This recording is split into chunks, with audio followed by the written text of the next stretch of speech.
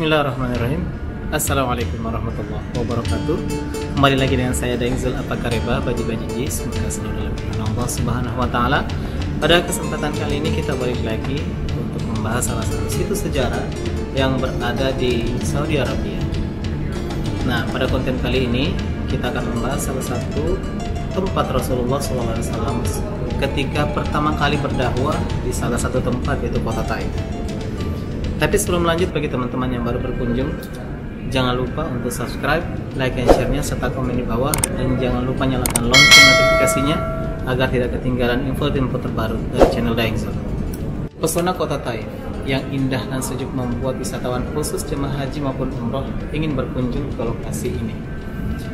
Kota yang dikenal memiliki sejarah perjuangan syiar Nabi Muhammad SAW berada di pegunungan Asir dan pegunungan Al-Hada. Taif berjarak sekitar 80 km dari Mekah dan bisa ditempuh sejarak 1,5 jam untuk menggunakan kendaraan. Kota Taif diberkahi dengan tanah yang subur, walaupun komposisi bebatuan lebih mendominasi dengan kesuburan yang dimiliki, maka kota Taif terkenal dengan kekayaan produk pertanian. Berbagai jenis buah-buahan seperti anggur, kurma, delima, dan lain-lain dihasilkan oleh daerah yang subur ini.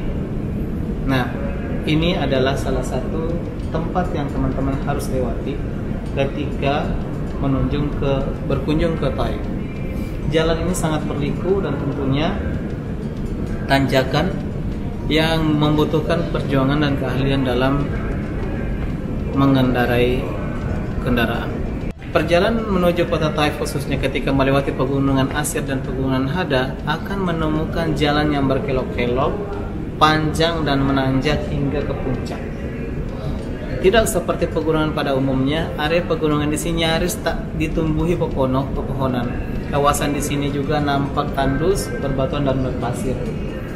Namun, pada saat memasuki kota Al-Hada sebelum Taif akan terlihat pemandangan sebaliknya. Di sepanjang jalan terlihat pemandangan yang sejuk dan sejumlah pepohonan dan perkebunan kurma nampak tumbuh subur dan tertata dengan rapi. Namanya Masjid Ku, tapi sesungguhnya hanya penanda berupa sebentuk bangunan kecil berbatu bata yang sangat sederhana. Di dalamnya ada sebuah ruangan kecil yang bisa digunakan untuk sholat beberapa orang. Kondisinya tidak terawat, berada di kaki sebuah gunung yang dipercaya sebagai tempat Nabi beristirahat saat berkunjung ke Taif untuk kedua kalinya. Di lokasi ini pernah terjadi sebuah mukjizat Nabi Muhammad SAW saat baginda Rasulullah beristirahat sambil meletakkan kepalanya dengan penguat siku tangannya di atas sebuah batu. Tiba-tiba batu tersebut amblas. Di tempat itulah kemudian diberi tanda dengan didirikannya sebuah masjid kecil dengan nama Ku.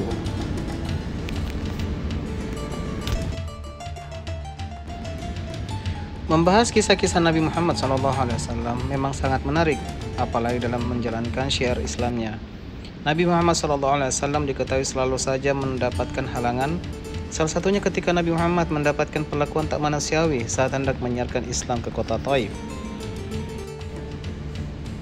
Di atas bangunan Masjid Siku ada sebuah bukit yang diantaranya terdapat sebuah batu yang pada saat itu digunakan Nabi Muhammad SAW untuk beristirahat. Saat beristirahat, Rasulullah menyandarkan kepalanya dengan penguat siku tangannya di batu tersebut.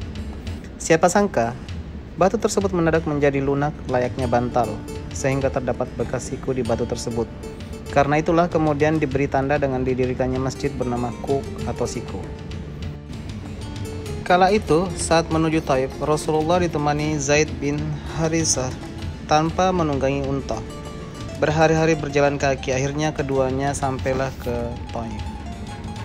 Hingga akhirnya, saat hendak menyampaikan ajaran Islam, Rasulullah justru diusir hingga dilempari batu.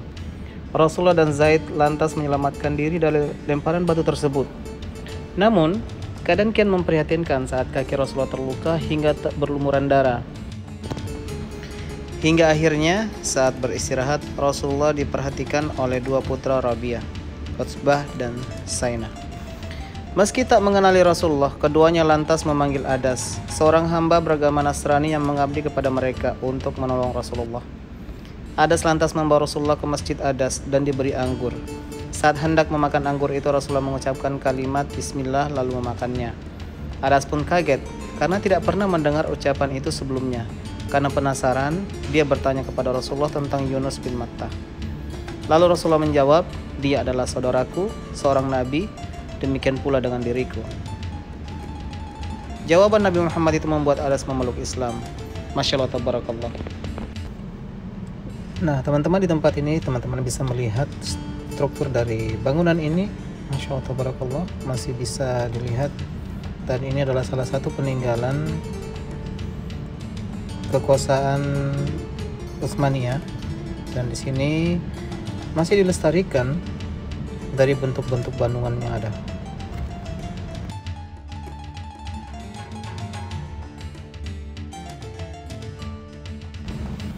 Pada kesempatan kali ini saya tidak sendiri, saya ditemani oleh keluarga Gilby. Di sini ada Gilby yang lagi memperkenalkan dirinya dan juga ada Bung Hasibuan yang sementara ini di depan kita menjelaskan tentang kondisi masjidku dan sejarahnya seperti apa. Di depan sini kita bisa lihat ada gunung yang besar dan disinilah Masya Allah tabarakallah juga terjadi dialog antara Rasulullah SAW dengan malaikat yang diutus oleh Allah Subhanahu wa Ta'ala untuk membantu Rasulullah. Namun Rasulullah menolak dan lebih memilih mendoakan keturunan dari warga Taif. Suatu hari nanti akan lahir keturunan-keturunan Muslim dari keturunan mereka. Alhamdulillah, Masya Allah tabarakallah. Dan sekarang kita tahu Taif 100% Muslim. Nah, teman-teman, seperti tadi yang saya bilang, saya di sini kan tidak sendiri. Ada Umi Gilby di sebelah sana dan di sini juga ada Bung Hasibuan yang akan melengkapi dari sejarah tentang tempat ini. Ya. Bisa mungkin Bung ditambah? Ya, baik. Para penontonnya Daeng Zul, kami sapa dari kota Taif. Sekarang kami berdiri di Masjid namanya. Di masjid ini berarti tempat bersandar. Karena kalau orang itu sudah keletihan, sudah merasakan perjalanan jauh, sudah kecapean misalnya, pasti dia ingin bersandar. Benar-benar. Maka di sini diperkirakan tempat Rasul juga melepaskan keletihan. Karena ketika Rasul datang dari kota Makkah menuju ke kota Taif ini, tujuannya untuk berdakwah, membawa risalah Islam agar orang-orang Taif ini juga percaya dengan ajaran Rasulullah. Tapi ternyata setibanya Rasul di sini, justru yang diterima oleh Rasul lemparan-lemparan batu oleh penduduk Taif ketika itu. Sampai tidak menerima. Iya, mereka tidak menerima. Kalau Rasul ke Madinah itu disambut dengan Tala'al badru alaina min thaniyatil wada'. Dengan sambutan kegembiraan, tapi di sini disambut dengan batu. Kita bayangkanlah bagaimana rasa perjuangan dakwah bagi Nabi besar Muhammad SAW. Berlumur darah di sini Rasulullah. Sampai berdarah. Iya, berlumur darah. Kakinya berlumur dengan darah ketika itu. Maka sampai-sampai malaikat menawarkan kepada Nabi Muhammad, ya Muhammad, pilihlah gunung yang paling besar agar kami timpakan ke orang-orang Taif. Ketika itu. Tapi Rasul tidak ada rasa dendam sedikit pun. Justru Rasul mengatakan jangan, fa innahum la ya'lamun. Mereka tidak tahu ya. Semoga nanti dari anak keturunan mereka lah yang beriman kepada Allah Subhanahu wa Ta'ala. Akhirnya walaupun sebenarnya secara kalau kita mungkin manusia pasti kita pilih kan. Iya. Timpakan ini, ambil ini. Dahulu ada mengatakan juga termasuk gunung ini, yang ini ya, batu-batu ini kesana yang akan ditimpakan ke orang-orang Taif yang ada di sini ketika itu yang menentang dakwahnya Rasulullah. Tapi kan karena halangan Rasul tidak usah, tidak ada rasa dendam, akhirnya tidak ada ditimpakan kepada orang-orang Taif ketika itu. Tidak ada rasa dendam bagi Nabi besar Muhammad SAW. Seperti itu ringkasnya. Nah, tadi teman-teman alhamdulillah sudah jelaskan sejarah singkat, simple tentang tempat ini. Dan Masya Allah, ini tempat, saya mau tanya nih Bung, ini tempat masih asli kan? Maksudnya renovasinya renovasi ini. Sudah ada renovasi, cuman masih ada yang disisa gitu. Bagian sudah dari dulu sih. Ini bukan dari zaman Rasul. Oh begitu. Bukan zaman Rasul lagi, iya betul. Hanya memang ini sebagai Sejarah berikutnya termasuk ada juga mungkin dari dinasti Utsmaniyah kan yang paling banyak itu membuat bangunan-bangunan bersejarah di apa ini peninggalan Utsmaniyah. Ada sebagiannya di situ. Tapi memang di sini tempatnya Nabi SAW itu bersandar ya, Ya. dalam kisahnya. Terluka di sini.